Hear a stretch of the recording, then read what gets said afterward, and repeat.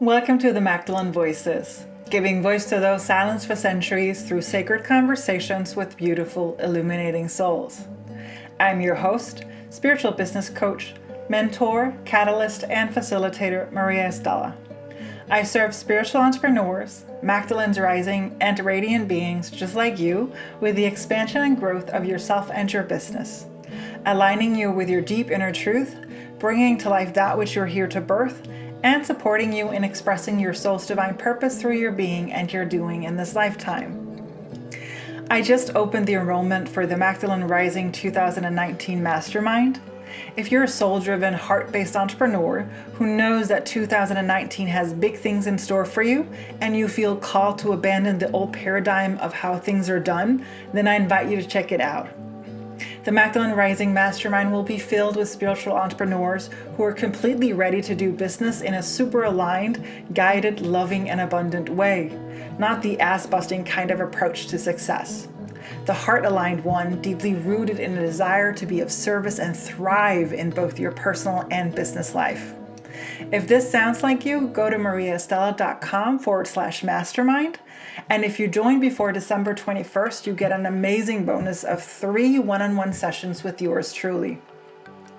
Also, if you haven't already, I highly encourage you to join my newsletter to stay connected and updated. You can do so on my website, mariaestela.com, where you can also find previous episodes and their show notes.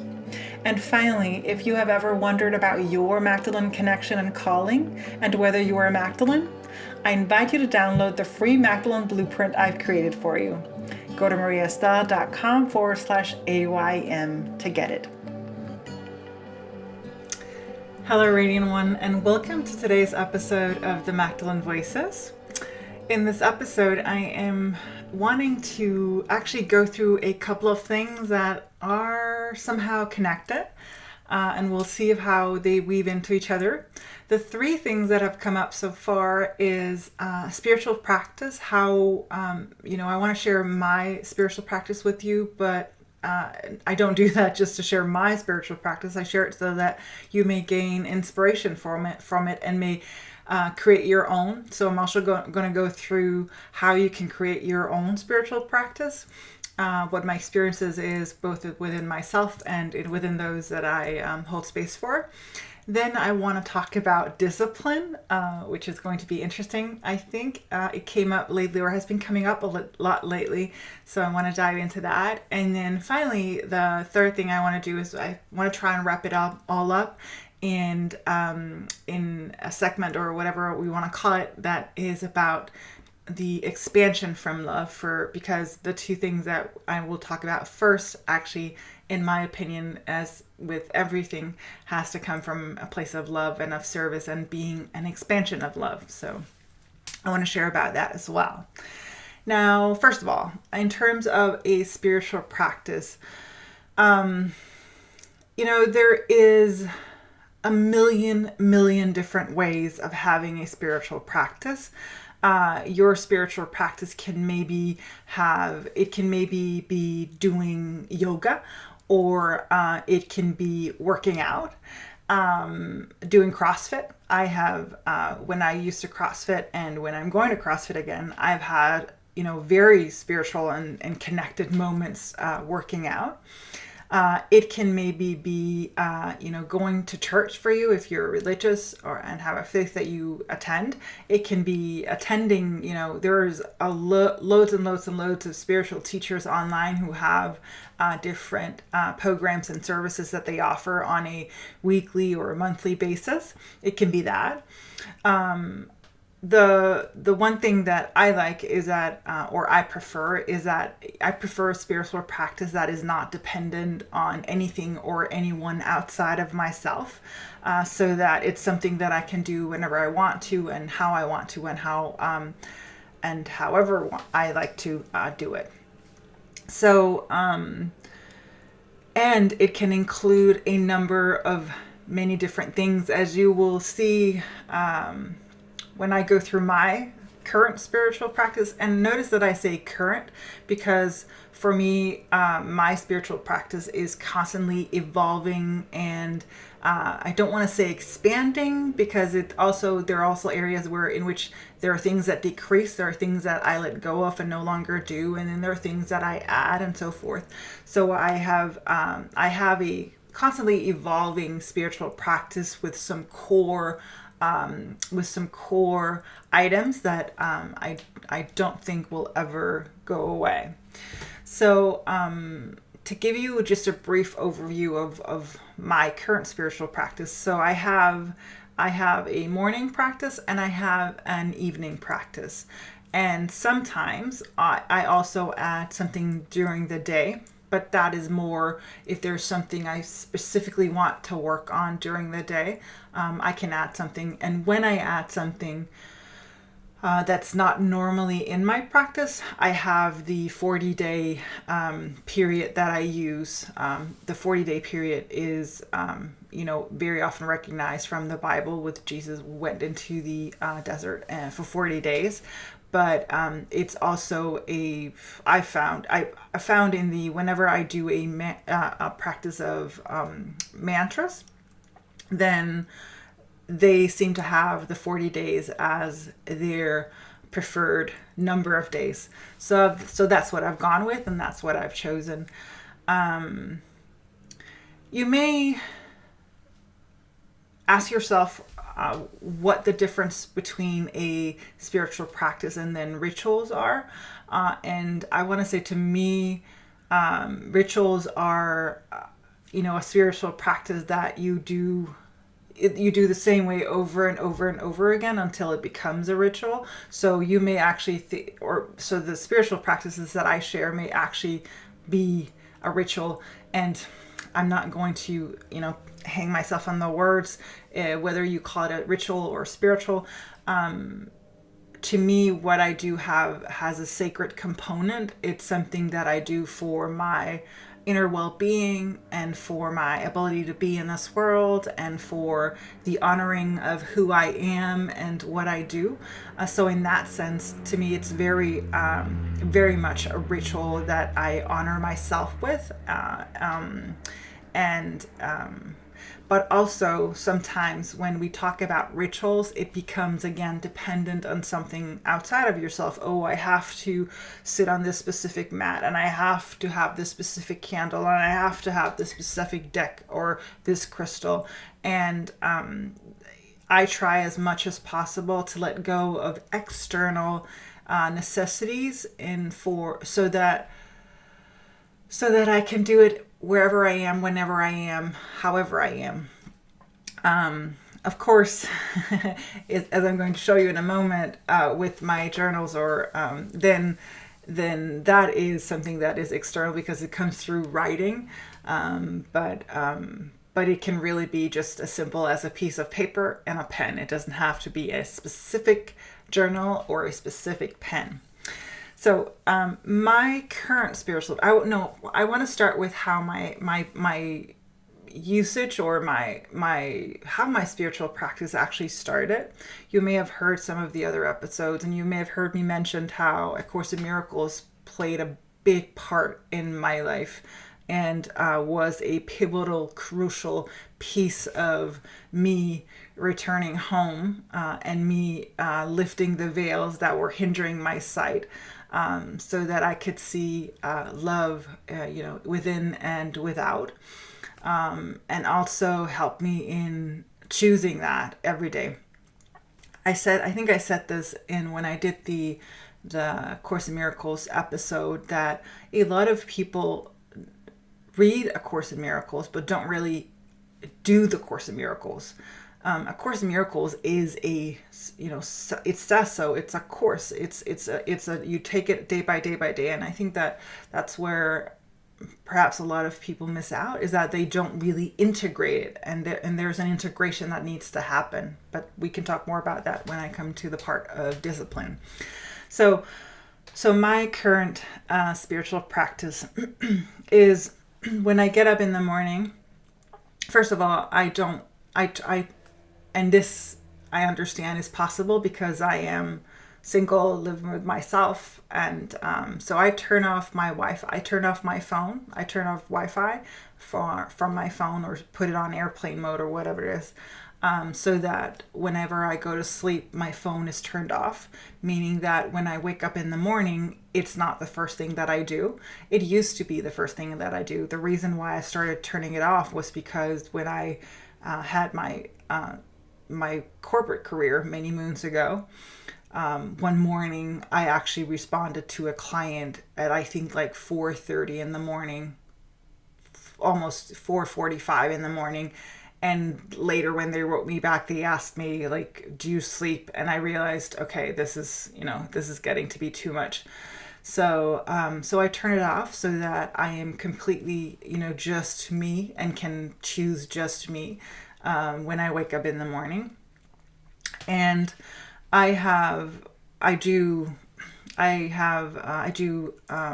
lemon water with golden paste, raw shredded ginger, and of course some organic lemon. So that's what and boiling water, and that's what I drink first thing in the morning while I do my practices. And my practices, I know that if you're listening to this via the podcast, you won't be able to see this, but I'll take a photo and I'll leave it on the blog so you can see it. But my current practice, this is both morning and night, involves these quote unquote 4 books or journals. And I know this may seem excessive, but I am someone I'm very nerdy, and I like to track things. I like to see connections. I like to see how, I like to, do research and data. And to me, having a spiritual practice or being a spiritual person doesn't mean that you're not, fact-based or based in this world. So I like to track things, and this is what these 4 journals help me with. So in the morning, I have a journal which I use, and the first thing I do is I write down almost 2/3 of a page of what I love. So that can either be something I switch between things. Sometimes it's just I love. So for example, I love to hear babies laugh. I love feeling soft grass beneath my feet.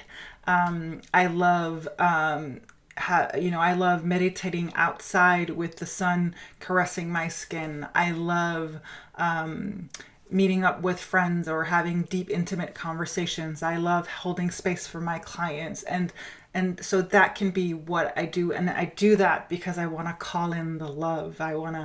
That's my starting point for the day. I also sometimes have days where and the thing is, I really don't like the word quote unquote manifestation, because it's gotten such a bad rep. It sounds like you're just pulling things out of the thin air, and it may be that that's your experience. It's not mine. But I do also recognize that we are the creators of our universe, and that there are multiverses and that alternate realities, and you can pull in that. And so what I do, and this is what I do currently, is that I have a vision or dream of wanting to move to California. And so part of my morning practice is simply walking and being in California. So I love meeting up with my friend who is there. I love feeling the warm concrete beneath my feet when I step out onto the terrace. I love looking out over the valley and the mountains of Temecula where I live when I'm there.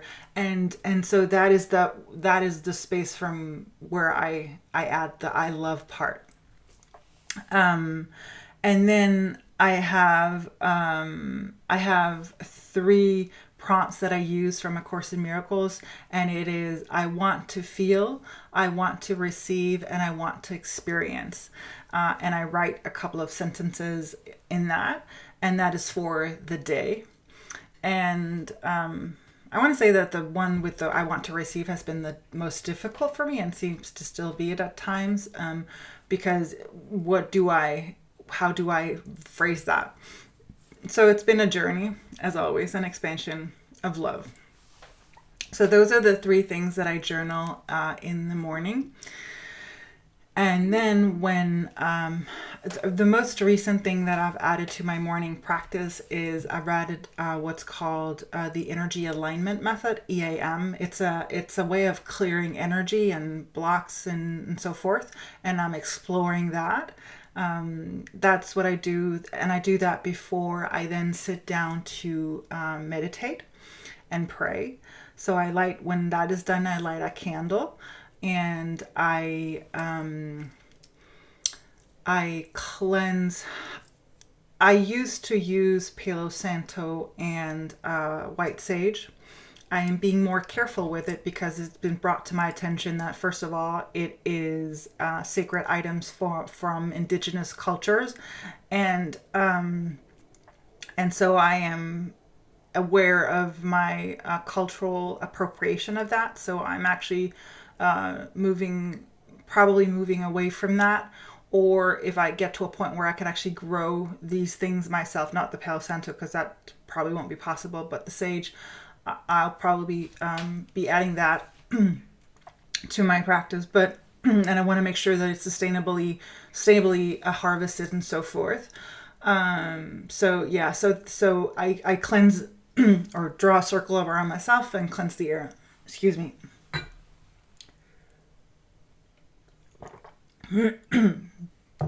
And then, excuse me.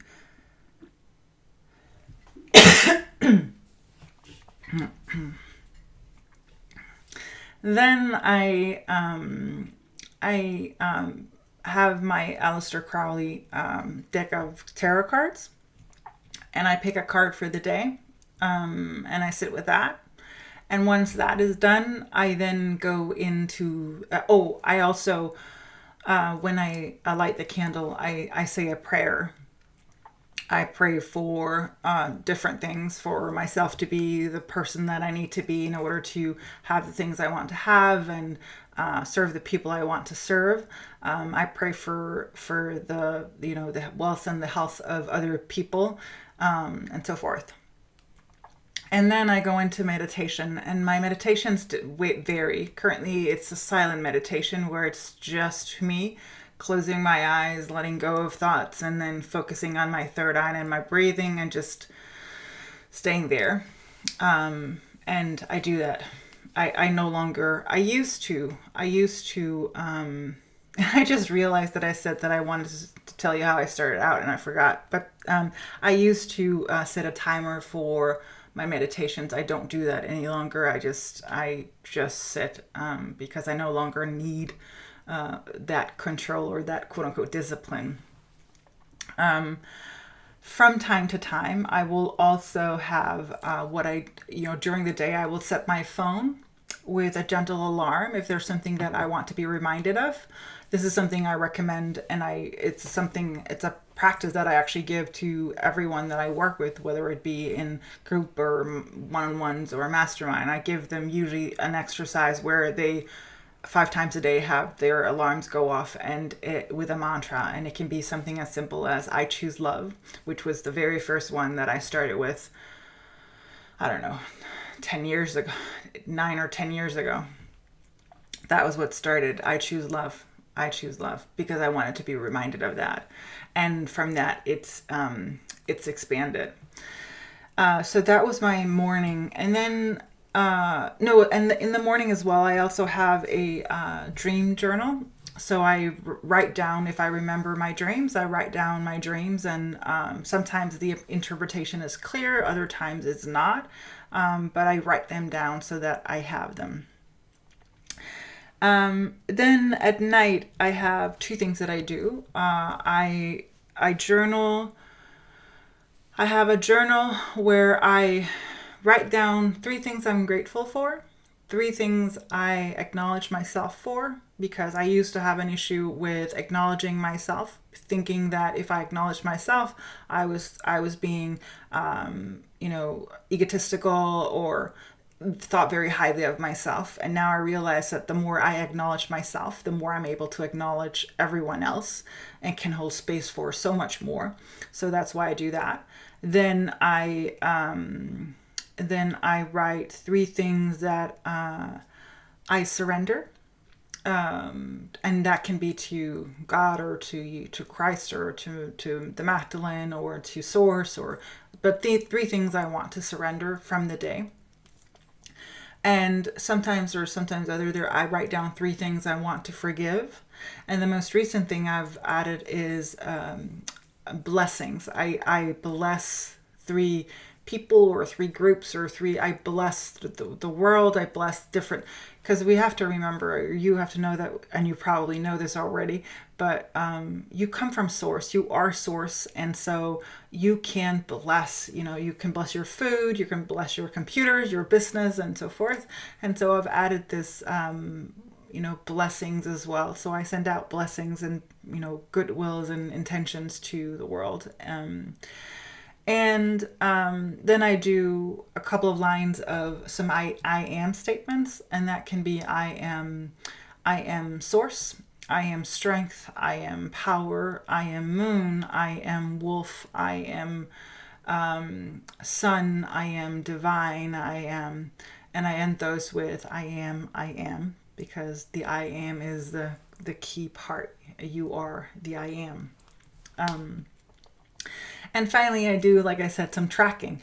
I track my cycle. That was pivotal for me in terms of where I'm at during my cycle and in the moon and so forth.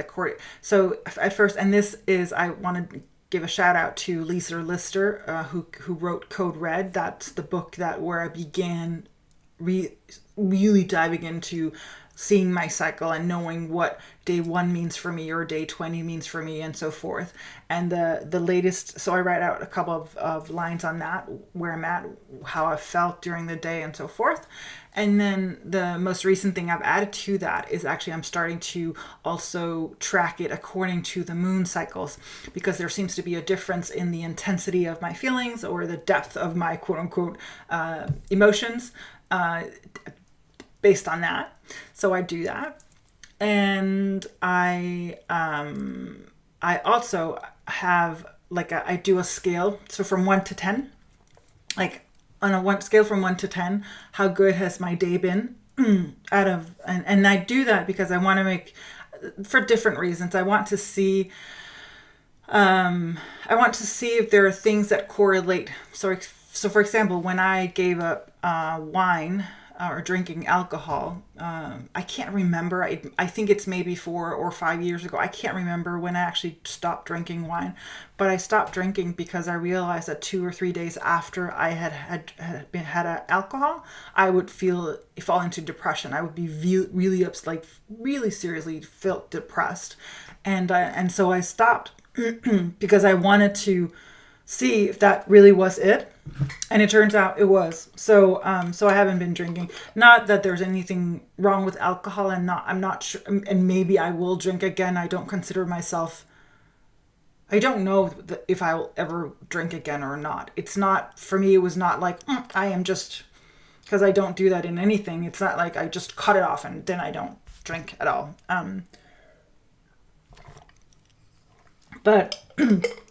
But that's why I like to track. I like to see how are things connected and what are they connected to. Also in terms of sugar, that's how I figured out that gluten is probably not the best thing for me either.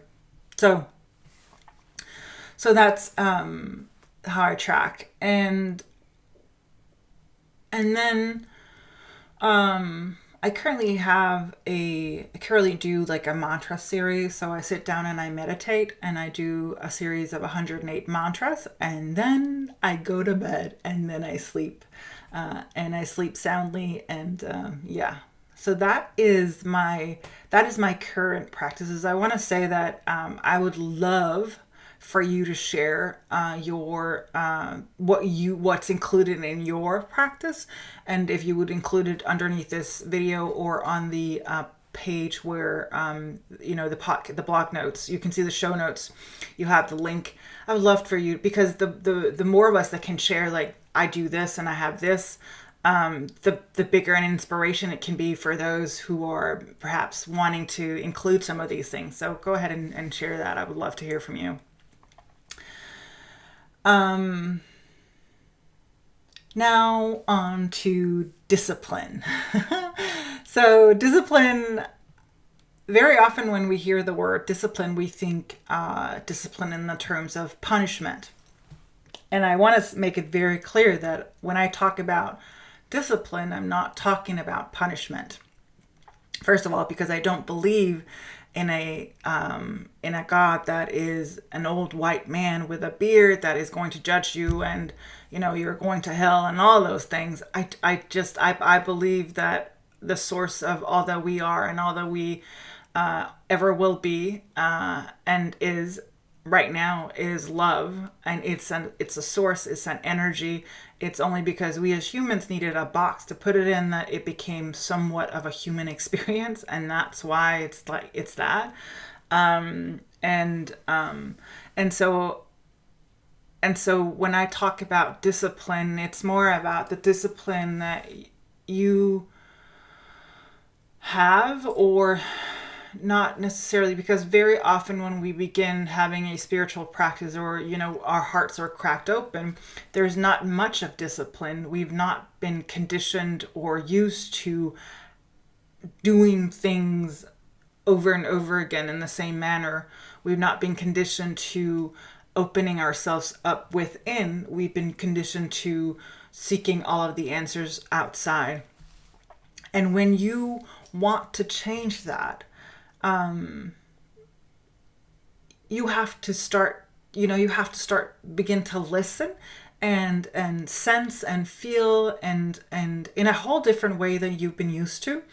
And so for me, discipline is really just training. Whether or not you've been born open, I don't consider myself as someone who was born open. I didn't when I was a child, not to my recollection, see spirits or talk to ghosts or other dimensions or so forth. That wasn't me.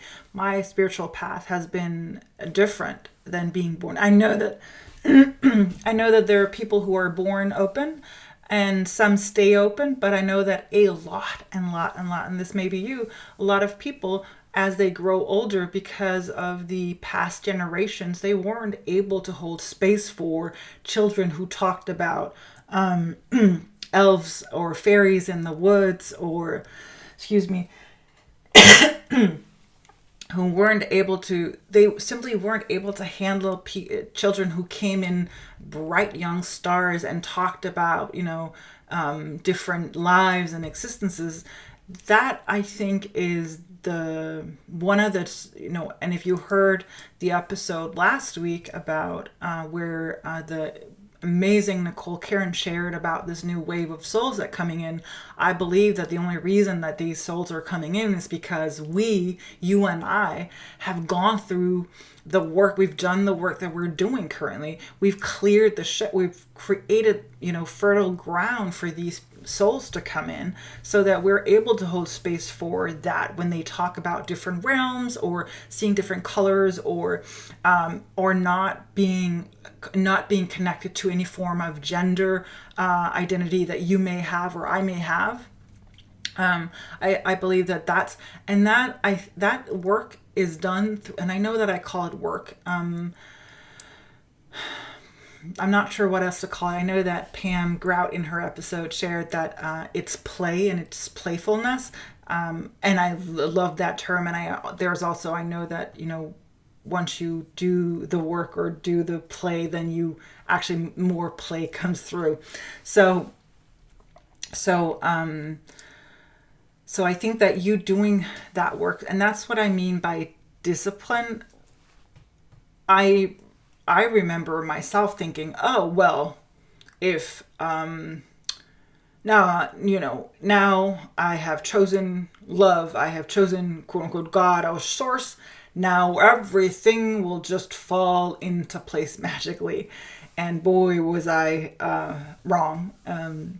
Things do fall into place, but it has only been through the consistent effort that I've put into it, by the discipline that I have obtained. And it wasn't like that in the beginning. It wasn't, I didn't start by being just fully disciplined in the way. And I hope I'm making myself clear. And so what I mean by discipline is, you know, taking the time to do the work, or the play, if you want to call it that, making the space for it. I have had clients who, and again, I know for me personally, it's easy because I only have myself to take care of. And if you're a mother, I know that requires so much more.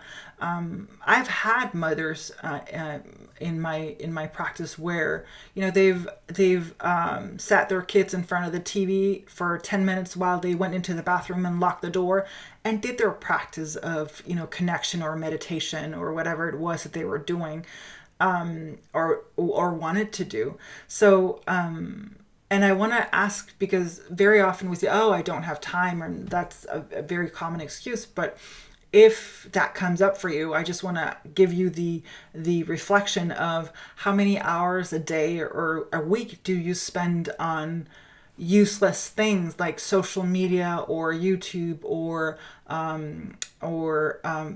Netflix or anything else.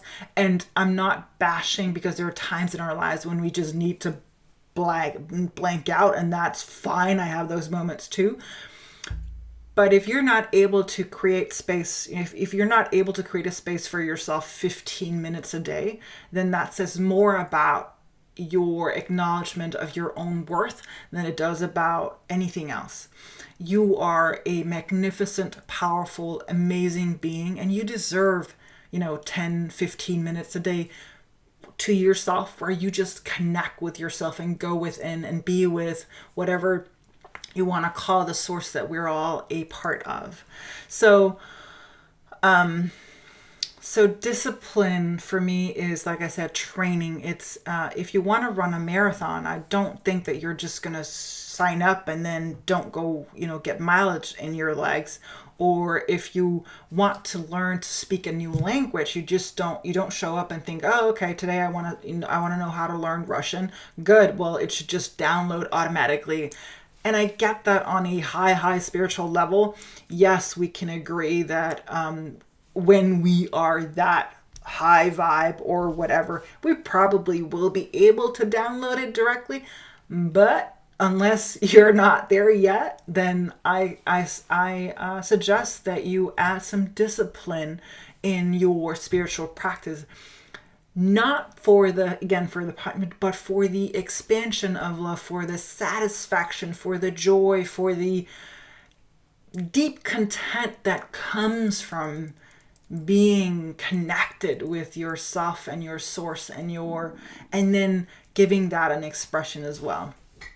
So I think I've harped on enough about discipline. Again, I would love to hear your comments and how you, quote unquote, have added discipline to your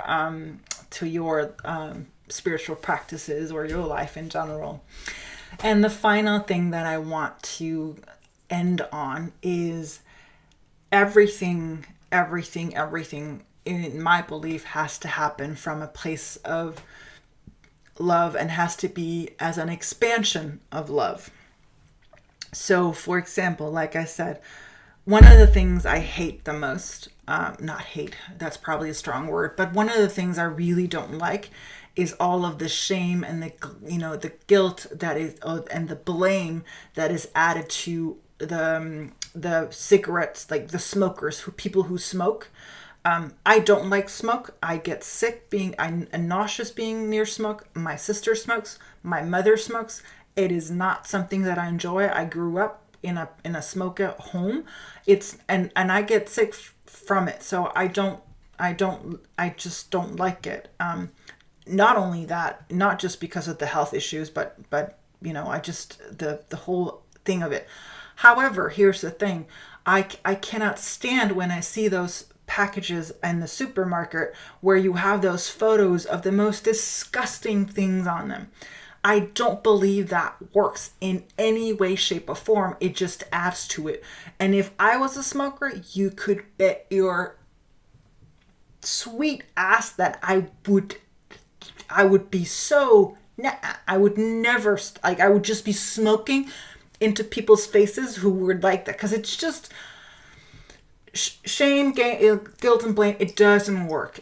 And yeah, so I think I've said enough about me in that. So for me, it has to come from a space of love.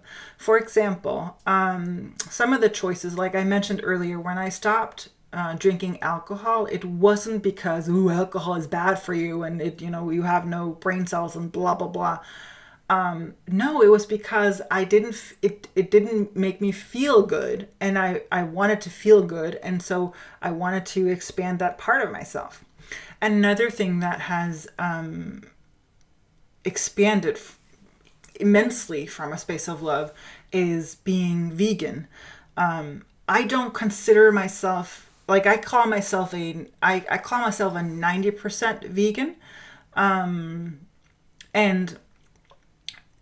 me being vegan was not something I did overnight, and it has been an expansion, and I think it's been an expansion as you lift the veils hindering your sight, you become more and more aware and see more and more things. Then that's what happens.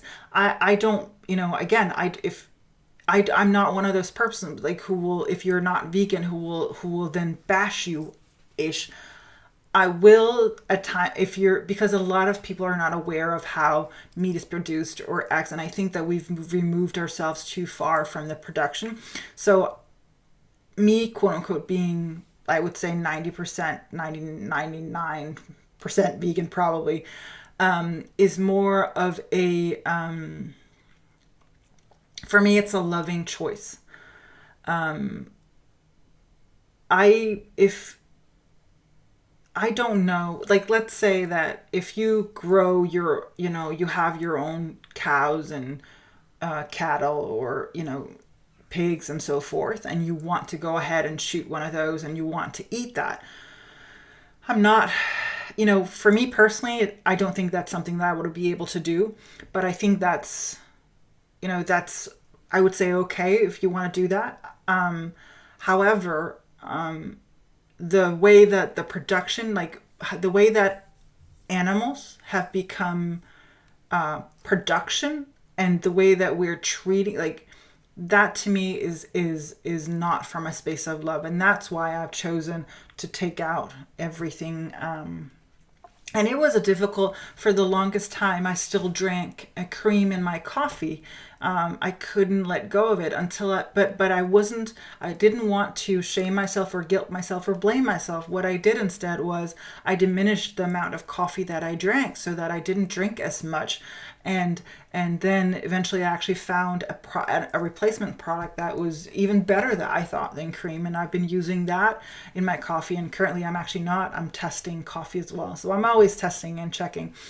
And, but the expansion of love, like, so let's say that you're wanting to work out. Again, I don't believe in shaming or guilting or blaming. So if you're overweight or underweight, or whatever it is, if you want to work out, I say start small. Like, start by walking, and then start by jogging, and then start by adding a little weight.